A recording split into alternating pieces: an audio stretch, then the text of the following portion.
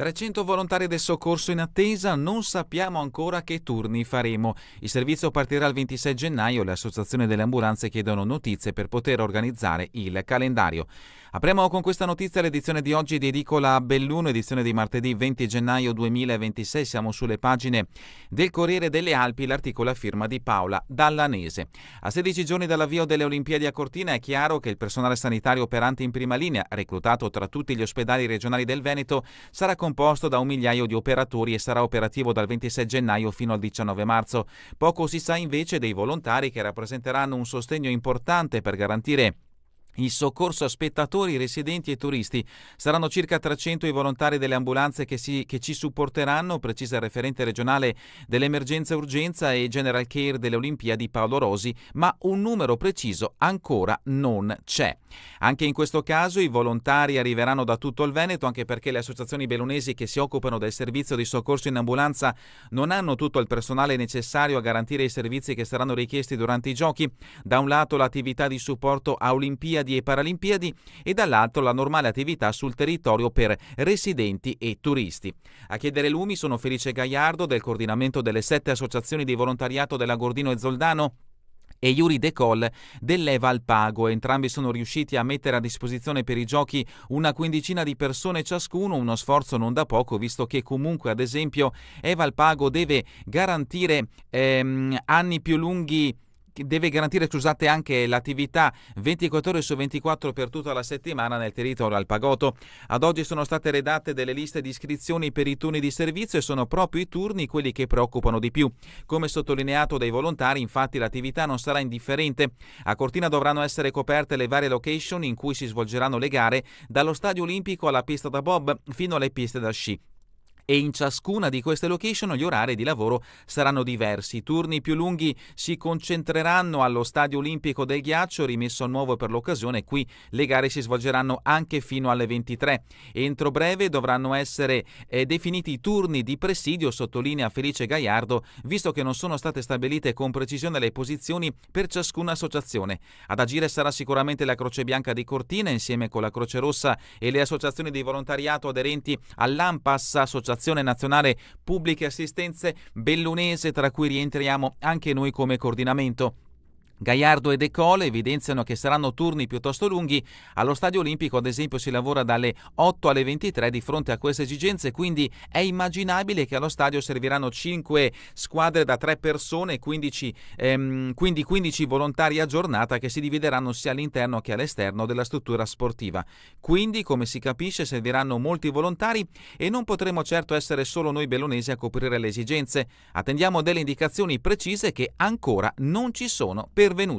L'approfondimento vi aspetta a pagina 17 di questa edizione del Corriere delle Alpi, ma passiamo alla prima pagina del quotidiano bellunese. Vediamo le notizie di richiamo presenti sulla prima pagina dell'edizione di oggi di martedì 20 gennaio 2026. Ovviamente la notizia in primo piano è quella letta poc'anzi: giochi, stallo sui volontari, servizio al via il 26 gennaio, 300 persone coinvolte nell'attività di supporto. Aspettiamo notizie, non sappiamo ancora che turni faremo. L'approfondimento di Dallanese a pagina 17. A proposito di Olimpiadi, il Corriere delle Alpi ci ricorda che mancano 17 giorni. I trasporti: Dolomiti Bus presenta la nuova flotta olimpica, nuovo hub di Longarone e 14 pullman nuovi. L'approfondimento di Dalmas da pagina 2 a pagina 3. Picchia il vigile urbano, condannato a 1 anno. L'agente era intervenuto per salvare la moglie dell'uomo. Salvò una donna dal marito violento. L'agente della polizia locale di Piedavena, Davide Pinaffo, prese un pugno e qualche altro colpo durante la colluttazione del 21 dicembre 2024, ma riuscì ad ammanettare Cristian Valline e a farlo arrestare dai carabinieri di Feltre. Valline è stato condannato ieri a 1 anno di reclusione. L'approfondimento di Sosso a pagina 24. Sedico: investì un atleta e aveva bevuto, risarcimento e pena di 8 mesi. Ha investito un atleta mentre si allenava ed era in stato di ebbrezza, risarcimento e condanna. L'approfondimento a pagina 25. A pagina 19, Longarone Fiere, Bond, la regione è pronta a fare la sua parte con i bilanci. Venerdì 30 l'attesa assemblea dei soci, il deficit potrebbe essere inferiore al previsto. E ancora Centro Cadore, pista attorno al lago, ora si parte. L'articolo di Marcella Corralo troverete a pagina 29. Partiranno tra pochi mesi i lavori per realizzare finalmente la ciclopedonale intorno al lago del Centro Cadore, i soldi per il primo tratto ci sono, 6 milioni di euro, gli espropri sono stati fatti, ora ci sono alcuni passaggi tecnici per arrivare a dare alla provincia il compito di indire l'appalto. Una volta completata questa fase e scelta la ditta vincitrice, potranno partire i lavori che dovranno essere conclusi in un arco di tempo tra i 200 e i 300 giorni. L'approfondimento appunto di Corrà a pagina 29. La foto di copertina invece è dedicata alla moda, lo stilista aveva 93 anni, Marzotto era l'eleganza assoluta. Addio a Valentino Garavani, ultimo imperatore della moda. Valentino Garavani, ultimo imperatore della moda, è morto a 93 anni, il suo marchio è un'icona mondiale, il rosso e il velluto, i simboli del suo stile glamour. Matteo Marzotto era l'eleganza assoluta. Gli approfondimenti da pagina 4 e 5 a firma di Vacalebri e Paolini. Richiami di carattere internazionale, tensioni Stati Uniti, UE, mercati in rosso, Trump non penso più alla pace, crisi internazionali, le borse bruciano 225 miliardi, Roma frena sui controdazi. L'approfondimento di Guerrera e Lapenda a pagina 6 e a pagina 7. Dal Corriere delle Alpi passiamo al Gazzettino di Belluno, in questo caso un'altra emergenza che interessa le Olimpiadi Milano-Cortina 2026, però in questo caso rivolta agli autisti, non ai volontari del soccorso, come riportato dal Corriere delle Alpi. Questo è il titolo a piena pagina che troviamo sul Gazzettino: Giochi SOS autisti, appello ai sindaci.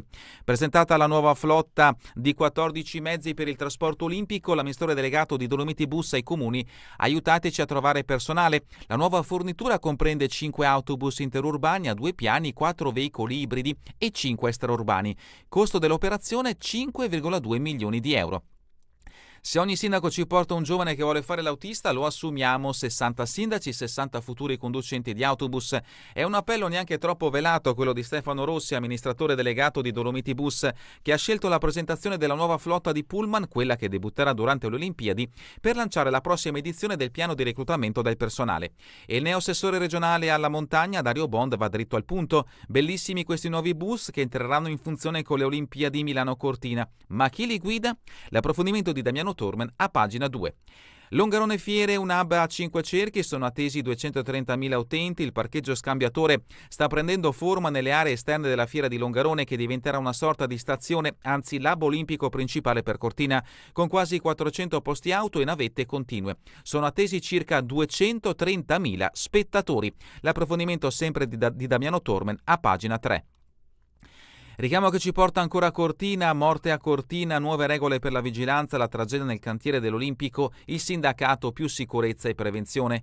Bandiere dei sindacati davanti allo stadio olimpico di Cortina è un messaggio: le corse vanno fatte sulle piste, non nei cantieri. Alle gare devono partecipare gli atleti, non i lavoratori. A lanciarlo ieri mattina è stato il presidio sindacale, il primo mai organizzato nella Conca, per ricordare il vigilante morto sul lavoro, per ribadire la centralità dell'uomo, la priorità della sicurezza rispetto alle esigenze delle imprese che stanno correndo per completare le ultime opere per i giochi. L'approfondimento di Dibona a pagina 11.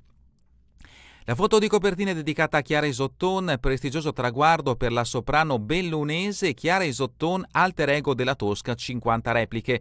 Protagonista anche a Firenze al Teatro del Maggio, che ha diffuso questa foto che ritrae in scena lei, Chiara Isotton, la soprano bellunese, premio San Martino 2013 e anche premio Bellunesi nel Mondo 2025, abituare a calcare le scene di tutto il mondo. E domenica, per la 50ª volta, ha interpretato Tosca. L'approfondimento di Dino Bridda a pagina 14. La Mon, crisi comunale, la prefettura ha già pronta la soluzione. La prefettura di Belluno ha individuato la figura che ricoprirà il ruolo di commissario prefettizio alla Mon, traghettando quindi il comune fino alle prossime elezioni. Il nome al momento non viene svelato, anche se da quanto si apprende si tratta di una scelta interna. Il dottor Russo, già commissario prefettizio a Cibiana, potrebbe essere l'uomo giusto per gestire il comune dopo il terremoto delle dimissioni in massa. L'approfondimento di Scarton a pagina 7. Feltre, l'avvertenza della Hydro sui tavoli romani. Oggi a Roma la trattativa per salvare lo stabilimento Hydro di Feltre. Nella giornata odierna presso il Ministero dello Sviluppo Economico si terrà un tavolo a cui vi prenderanno parte le organizzazioni sindacali e i vertici della multinazionale norvegese per discutere dell'annunciata volontà dell'azienda di chiudere lo stabilimento di Feltre. L'approfondimento sempre di Scarton a pagina 6. Capannone devastato dalle fiamme, incendio anomalo, un rogo di enormi dimensioni ha praticamente raso al suolo alle 2:30 di notte il capannone di via Magnadola a Motta di Livenza, siamo in provincia di Treviso, di proprietà della società immobiliare della famiglia ianese di San Nicolò di Comelico, utilizzato come magazzino da diverse aziende della zona. Si tratta di una struttura condivisa che ospitava depositi di almeno 5 attività. Il capannone è diviso in 2 parti, ciascuna da 10.000 metri quadrati. Una è andata completamente distrutta, l'altra si è salvata, ma i danni ammonterebbero comunque a diversi milioni di euro. Il rogo sarebbe partito da alcuni imballaggi, ma sono in corso accertamenti. L'approfondimento a pagina 10. 7 ville, un'auto rubata e un'altra scardinata. Il Basso Feltrino è assediato dai banditi. Riescono a scassinare l'auto parcheggiata in un giardino privato e poi frugano dentro ma fuggono senza prelevare nulla. È successo ad Alano sotto gli occhi delle telecamere private. Sempre ad Alano e sempre ieri notte è sparita anche una Fiat Punto di colore grigio parcheggiata in via Monte Tomba. È caccia ai banditi. L'articolo di Mondin a pagina 7. Altri richiami dalla prima pagina del Gazzettino di Belluno di oggi, martedì 20 gennaio 2026, ciclo pedonale intorno al lago di Centrocadore, primi lavori a primavera. Richiamo trovato anche sulla prima pagina del Corriere delle Alpi, in questo caso l'articolo a firma di Alessandra Dallò, e lo troverete a pagina 10. Mammania, a pagina 15, firma questo articolo, televisione anticipata la conclusione della fiction girata a Feltre. Per lo sport calcio, Dauru, a pagina 13, firma quest'altro articolo, Somma Cal, bellunesi forti. Non cerchiamo sempre fuori. Il difensore del Cavarzano, capolista in eccellenza, difende il valore dei talenti dolomitici. Conta molto anche conoscersi bene. È davvero tutto per questa edizione di Edicola Belluno. Vi ricordo che torneremo in replica questa sera via streaming alle 20, domani mattina all'1 ora locale italiana. A voi tutti un buon proseguimento di giornata in compagnia come sempre di Radio ABM, la web radio dell'Associazione Bellunesi nel Mondo.